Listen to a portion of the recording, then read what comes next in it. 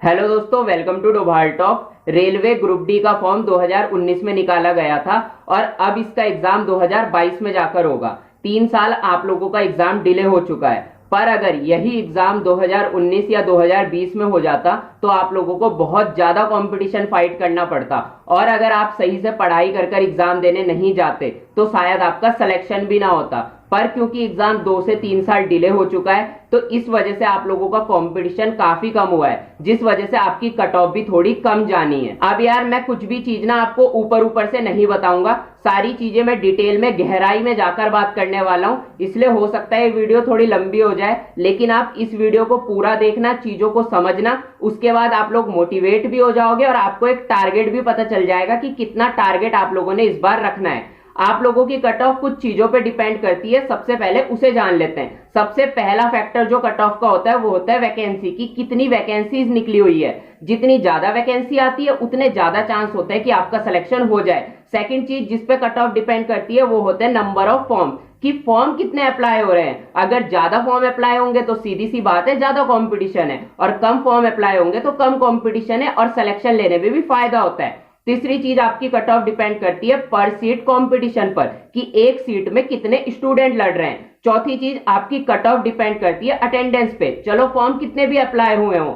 उनको हम एक बार के लिए छोड़ सकते हैं, लेकिन अटेंडेंस कितनी आ रही है ये हमें जानना पड़ेगा, क्योंकि जितने स्टूडेंट पेपर को देंगे उसी हिसाब से हम बता पाएंगे कि कट ऑफ कितनी जाएगी। लास्ट फैक्टर जिस पर आपकी कट ऑफ डिपेंड करने वाली है ये है नॉर्मलाइजेशन, क्योंकि नॉर्मलाइजेशन यार उस स्टूडेंट का भी कई बार सिलेक्शन करा देता है जिसको उम्मीद भी नहीं होती कि मेरा सिलेक्शन होने वाला है। तो हम ये सारे फैक्टर्स ना डिटेल में देखते हैं। सबसे पहले हम लोग वैकेंसीज की बात कर लेते हैं। 2018 में रेलवे ग्रुप डी में टोटल वैकेंसी आई थी 62,907। वहीं 2019 में टोटल वैकेंसी आई है 1,03,769। तो आप लोग सीधा सीधा देख लो कितनी ज्यादा वैकेंसीज इस बार आई है। अब ऐसा नहीं होता कि वैकेंसी ज्यादा आ गई तो कंपटीशन कम होगा, कंपटीशन तो नहीं कम होने वाला, लेकिन यार आपकी अपॉर्चुनिटी तो बढ़ गई। जितनी ज्यादा वैकेंसी उतने ज्यादा आपके चांस की आप सिलेक्शन ले लो। अब बात करते हैं टोटल फॉर्म की। 2018 में रेलवे ग्रुप डी के टोटल फॉर्म भरे गए थे 1,89 लाख, और इस बार 2019 में टोटल फॉर्म भरे गए हैं 1,15 लाख। तो आप खुद ही देख लो इस बार 2018 के मुताबिक कम फॉर्म भरे गए हैं। तो यार सीधी सी बात है, जब कम फॉर्म भरे गए हैं तो कम कंपटीशन आप लोगों को फेस करना पड़ेगा। दो चीज मैंने बता दी आपको, एक तो वैकेंसी ज्यादा आ गई 2018 से, ऊपर से फॉर्म भी कम भरे गए 2018 से। तो दो फैक्टर तो यही हो गए कि आपका कंपटीशन थोड़ा कम हुआ है और आपकी कट ऑफ भी थोड़ी कम जानी है। अब हम बात करते हैं पर सीट कंपटीशन की। 2018 में एक सीट में लड़ रहे थे 302 स्टूडेंट और 2019 में एक सीट में लड़ेंगे 112 स्टूडेंट। अब खुद ही देख लो कहां 302 कहां 112, लगभग 2.7 टाइम जो है पर सीट कंपटीशन भी कम हो चुका है। 3 फैक्टर आपके फेवर में है, एक तो वैकेंसी ज्यादा आ गई, फॉर्म कम अप्लाई हुए, ऊपर से पर सीट कंपटीशन भी कम हो गया। अब यार मैं आप लोगों को बार बार कह रहा हूं कि कंपटीशन कम हो गया है, तो ये मत समझना कि कंपटीशन बिल्कुल खत्म हो गया और अब बिना पढ़े ही सिलेक्शन हो जाएगा। बिना पढ़े कभी भी किसी को सरकारी नौकरी नहीं मिलती है। लेकिन मेरे कहने का मतलब यह है कि अगर हम 2019 की वैकेंसी को 2018 की वैकेंसी से कंपेयर करें ना तो कंपटीशन कम है। अभी और भी फैक्टर बताने वाला हूं जिन्हें देख के आप लोग खुद भी कहोगे कि हाँ कंपटीशन कम है, और जिसने अभी तक कुछ भी पढ़ाई नहीं की है ना वो भी इस एग्जाम को पास कर सकता है, क्योंकि अभी आपके एग्जाम में टाइम है। अब हम लोग अटेंडेंस की बात कर लेते हैं कि कितनी अटेंडेंस इस बार देखी जा सकती है। वैसे तो ना मैं अटेंडेंस को एक अलग टॉपिक लेके डिटेल में एनालाइज करके एक और वीडियो लाऊंगा, लेकिन फिर भी अभी शॉर्ट में समझा देता हूं इस वीडियो में। अभी बीच में ना आपके बहुत सारे एग्जाम हुए हैं, जैसे कि एनटीपीसी का एग्जाम हुआ था, उसमें आपकी जो अटेंडेंस थी 45 से 50% थी। उसके बाद एसएससी एमटीएस का एग्जाम हुआ, उसमें भी यही हाल रहा कि 45 से 50% आपकी अटेंडेंस गई। लेकिन जो आपका अभी एसएससी जीडी का एग्जाम चल रहा है ना इसमें अटेंडेंस ज्यादा है, इसमें लगभग आपकी 50-55% अटेंडेंस आ रही है। और ये भी हो सकता है कि जो आपका ग्रुप डी का एग्जाम होगा उसमें आपकी 60 या 65% तक अटेंडेंस चल जाए। 65% तो मैंने ज्यादा बोल दिया, इतनी तो नहीं जाने वाली ऐसा मुझे लगता है, लेकिन फिर भी आप मान के चलो कि 60-62% जा सकती है।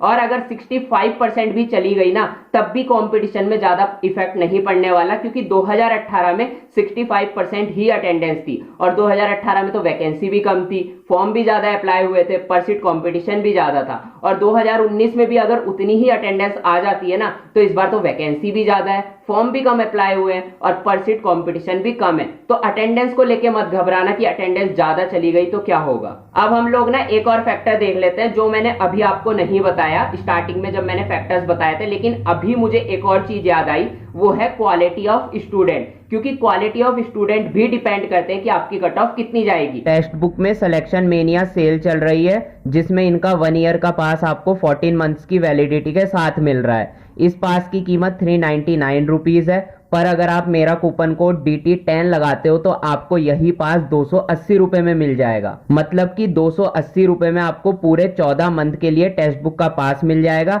जिसमें आप किसी भी एग्जाम के लिए मॉक टेस्ट लगा सकते हो। फिर चाहे आप रेलवे की तैयारी करते हो, SSC की करते हो, बैंक की करते हो या फिर किसी और एग्जाम की तैयारी करते हो। फिर यार देर क्यों करनी, अगर आपने मॉक टेस्ट नहीं खरीदा है तो इस पास का लिंक आपको डिस्क्रिप्शन में मिल जाएगा, अभी जाओ और खरीद लो। जितना ज्यादा आप लोगों का एग्जाम डिले होगा ना उतने ही ज्यादा क्वालिटी ऑफ स्टूडेंट हटते जाएंगे, क्योंकि क्वालिटी ऑफ स्टूडेंट की ना एक पहचान होती है। 90% जो क्वालिटी ऑफ स्टूडेंट होते हैं वो मल्टीपल एग्जाम की तैयारी करते हैं। तो अगर ग्रुप डी का एग्जाम नहीं हो रहा है तो वो ग्रुप डी पे डिपेंड नहीं रहने वाले, वो कहीं ना कहीं सिलेक्शन ले रहे हैं और कहीं ना कहीं सिलेक्शन ले भी चुके हैं। अब जो 2018 की भर्ती थी उसमें बहुत सारे इंटेलिजेंट स्टूडेंट्स थे जिन्होंने बहुत मेहनत की थी, लेकिन उनको नहीं पता था कि उनका 2018 में हुआ है या नहीं हुआ है, और यहाँ पर 2019 का फॉर्म निकल गया तो उन्होंने भी 2019 के लिए फॉर्म भर दिया था, लेकिन उन्हें बाद में पता चला कि उनका सिलेक्शन हो चुका है तो वो 2018 वाली भर्ती में जा चुके हैं या फिर उनकी ज्वाइनिंग आने वाली है। तो ऐसे स्टूडेंट जो होंगे वो एग्जाम नहीं देने वाले, और ऐसे बहुत सारे स्टूडेंट्स हैं, लगभग 62,907 ग्रुप डी में हैं, 64,371 स्टूडेंट ALP के हैं और लगभग 14,033 स्टूडेंट JE के हैं। और यार ये तो मैंने सिर्फ आपको रेलवे की वैकेंसी बताई है जिसमें स्टूडेंट सेलेक्ट हुए थे। इसके अलावा भी बहुत एग्जाम हुए हैं 2020 में, जैसे कि GD का एग्जाम हुआ था और आपका यूपी पुलिस का एग्जाम हुआ था, उसमें स्टूडेंट सेलेक्ट हुए थे। तो कहीं ना कहीं जैसे जैसे आपका एग्जाम डिले हुआ है क्वालिटी ऑफ स्टूडेंट भी कम हुए हैं। अब बात करते हैं नॉर्मलाइजेशन की, क्योंकि आप लोगों की कट ऑफ नॉर्मलाइजेशन में बहुत ज्यादा डिपेंड करती है। देखो 2018 की बात करूं तो नॉर्मलाइजेशन में बहुत ज्यादा नंबर बढ़े थे, लगभग 25-25, 30-30 नंबर भी बढ़ गए थे। लेकिन इस बार बताया जा रहा है कि आप लोगों का फॉर्मूला नॉर्मलाइजेशन का थोड़ा चेंज हुआ है और इस बार इतने ज्यादा नंबर नहीं बढ़ेंगे। अब कितने नंबर बढ़ेंगे ये आपको कोई भी नहीं बता सकता, क्योंकि मैंने बहुत ज्यादा रिसर्च करी, इसके बारे में कोई भी कुछ नहीं कह सकता कि कितने नंबर बढ़ जाएंगे। लेकिन फिर भी मैं आपको एक एक्सपेक्टेड बता देता हूं, अगर आप लोगों की शिफ्ट इजी आती है तो आपके 4 से 5 मार्क्स बढ़ जाएंगे, मीडियम आती है तो 8 से 10 मार्क्स बढ़ सकते हैं, और अगर हार्ड आ जाती है तो 12 से 13 या 15 मार्क्स तक आपके बढ़ सकते हैं। लेकिन मुझे नहीं लगता कि 15 से ज्यादा बढ़ेंगे, पर हो सकता है बढ़ भी जाए। लेकिन आप लोग अपना ना सिलेक्शन नॉर्मलाइजेशन के दम पर लेने की मत सोचना, कोशिश करना बिना नॉर्मलाइजेशन का बेनिफिट के ही आपका सिलेक्शन हो जाए, और अगर यही सोच के आप तैयारी करोगे तभी सिलेक्शन होगा। अब हम लोग ना कट ऑफ की बात कर लेते हैं। इन सारी चीजों को अगर मैं ध्यान से देखूं तो ये सारी चीजें कहती हैं कि अगर आप लोग जनरल कैटेगरी के हो और 65 प्लस रॉ मार्क्स लेकर आ जाते हो तो आपका सिलेक्शन हो जाएगा। अब यार 65 प्लस रॉ मार्क्स लाने, ऐसा मत करना कि 50 रॉ मार्क्स लिया है, उसमें जब नॉर्मलाइजेशन के नंबर जुड़े फिर वो 65 बने और फिर बोलोगे सिलेक्शन नहीं हुआ। भाई 65 रॉ मार्क्स कह रहा हूं मैं, 65 रॉ मार्क्स आएंगे, फिर उसमें नॉर्मलाइजेशन के नंबर जुड़ेंगे, तब जाके आपका सिलेक्शन होगा। और आप लोग ना अपना टारगेट 70 से 75 रखना, क्योंकि जब टारगेट 70 से 75 होगा तभी तो 65 प्लस रॉ मार्क्स आएंगे। अगर आप लोग ओबीसी कैटेगरी के हो या फिर ईडब्ल्यूएस कैटेगरी के हो तो आप कोशिश करना कि आपके 60 प्लस रॉ मार्क्स आ जाए। वहीं अगर आप एससी और एसटी में हो तो 55 प्लस की कोशिश करना। लेकिन मैंने बार बार बोल रहा हूं आपको, आपका टारगेट कम से कम 70 प्लस रॉ मार्क्स होना चाहिए, तभी जितने मार्क्स मैंने बताए हैं इतने मार्क्स आपके आएंगे। और यार अगर आप लोगों को जोन वाइज ना पूरी डिटेल में कट ऑफ चाहिए तो यार कमेंट में लिख देना, मैं वो भी बना दूंगा। बाकी मिलते हैं अपनी नेक्स्ट वीडियो में, तब तक के लिए बाय।